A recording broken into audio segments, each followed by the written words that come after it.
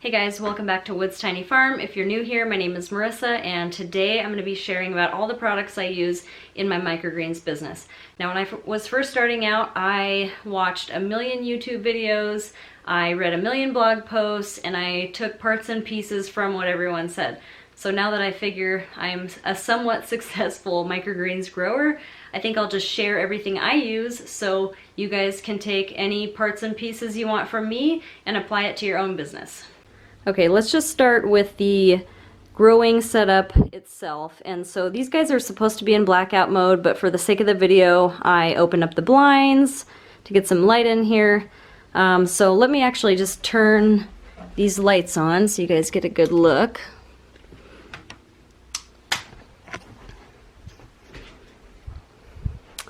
So this is the rack I use, and everything in this video I will be linking below, so if you're interested, go ahead and check that out. I will get commissions on Amazon sales, but everything else I link, I won't. So you guys that order through Amazon, I really appreciate you, and thank you for supporting the tiny farm. So I love these racks.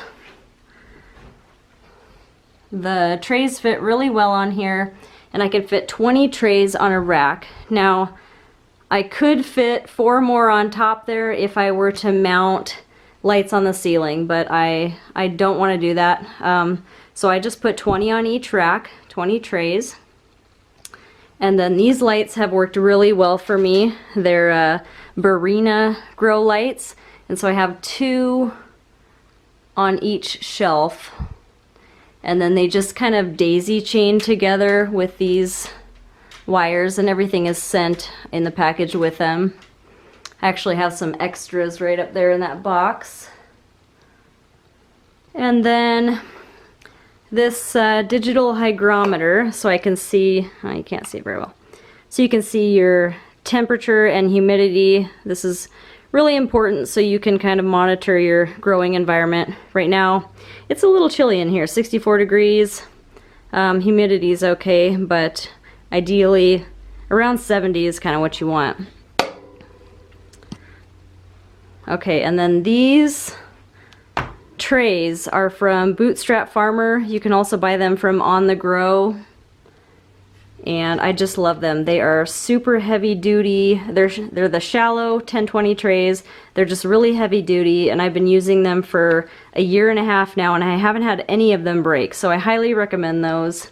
And you want shallow when you're doing microgreens too, so that your dirt doesn't have to be super high, or if you're growing hydroponically like this, you don't have to really reach in to harvest when you're harvesting, because if the tray was this high, it would be kind of hard to get in there. So I love these trays. They're perfect for microgreens.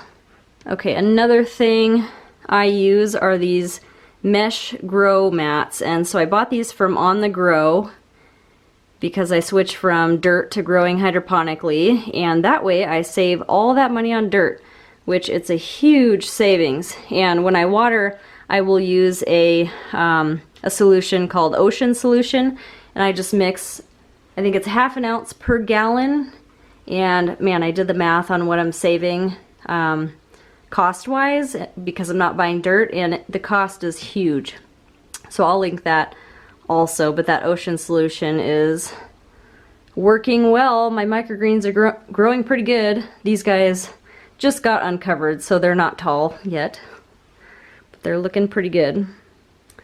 Another thing you're going to want is a light timer, and so this one works great. I've never had any issues with it. I actually have 2 in this room because I have 2 racks set up, and I just have it set for every day. It comes on at a certain time and turns off at a certain time, and you don't have to worry about, oh no, I forgot to turn my lights on or off. It's just all set up automatically, so that is perfect for people that tend to forget, which is me.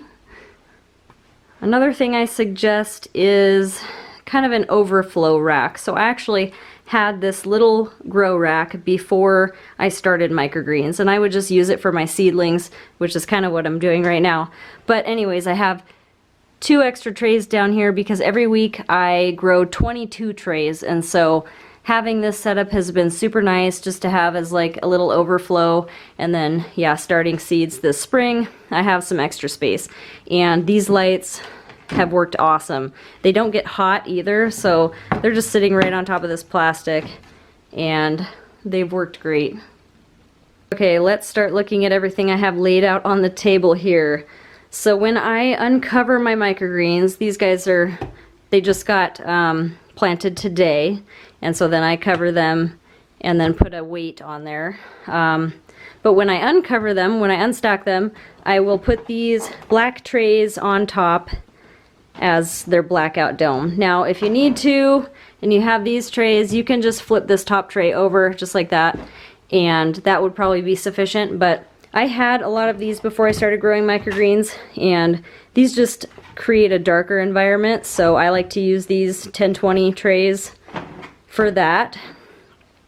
And as far as seeds go, I've had a lot of questions about where I buy my seeds. So I buy all of my seeds through True Leaf Market, except for my Wasabi mustard seeds. I buy those through Johnny's because I've found they are a better quality. The ones I had bought through True Leaf Market, they had like other seeds amongst them, so I wasn't just getting Wasabi mustard, I was getting something else growing in there as well, which was really weird.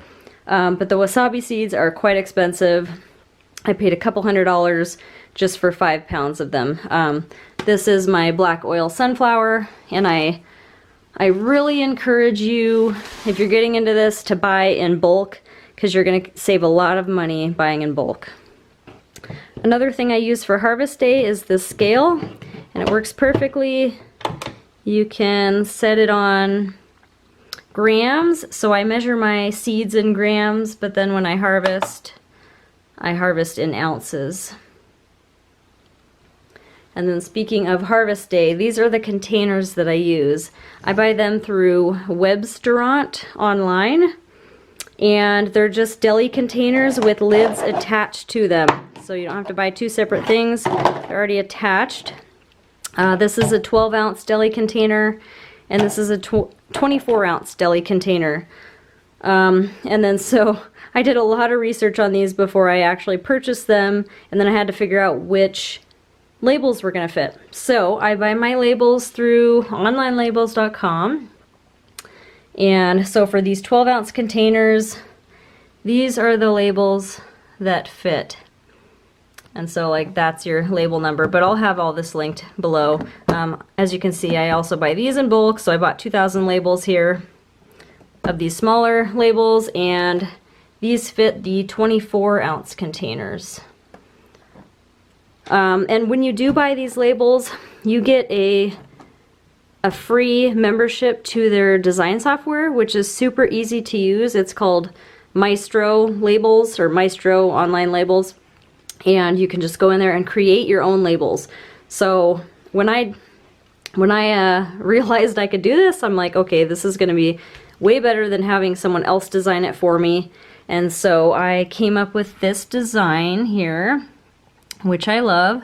I had to get approval to use this seal here, grown in Montana. And then the grocery store I sell to said that I should actually put on here grown in Hamilton, which is the town that we're in. So they said people like to see that at the store. Then they know it's really local, because apparently they can advertise things as local, but they're like 3 states away. So I think that helps with sales. And I had to purchase these barcodes through the GS1 system, and I can link that below. That was one thing I was really confused about when I first started, but I bought 10 labels, and it cost me, I think up front it cost me $250 to buy the labels, and then every year I have to renew them for just $50. And so once you purchase them and you actually own them, then it's a smaller fee to keep them up. So if you buy the labels on there, you will get, you get access to your barcodes. So then you can transfer that over to the design software for your labels and just slap them on each one. And they're all individual UPC codes. So you have to pick 1 item for your code.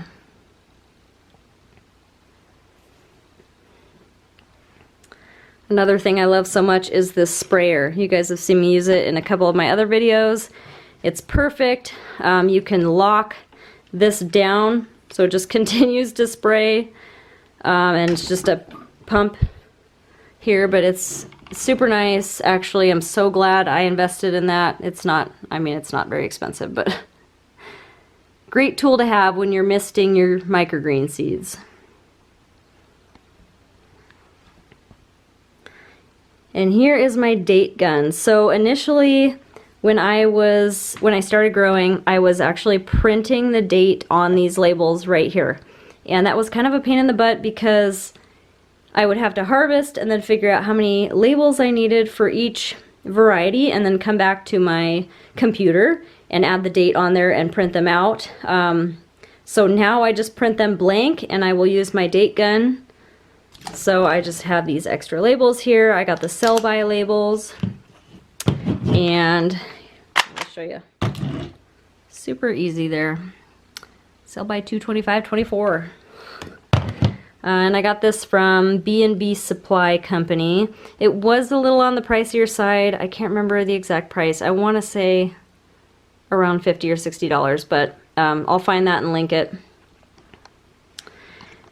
Over here we have these mesh bags. So I measure out my sunflowers and peas beforehand, and these actually need to be soaked. I soak the night before, and so these will just contain all your seeds. You could just put it in a bowl of water, and these guys float, so it's nice to have them contained, and then you can actually like put something else on top of them as a weight to keep them underneath the water. You don't necessarily have to do that with your peas.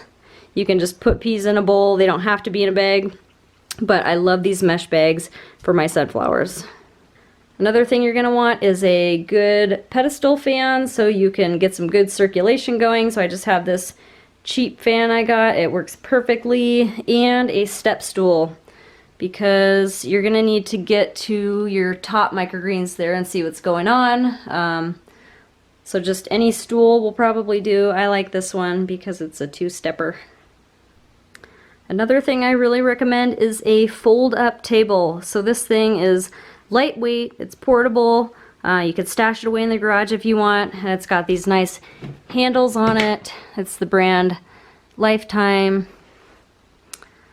Just a good thing to have, either for harvesting or sowing your seeds or weighing your seeds. I mean, I use this thing all the time, so definitely a good fold-up table is probably a good thing to have.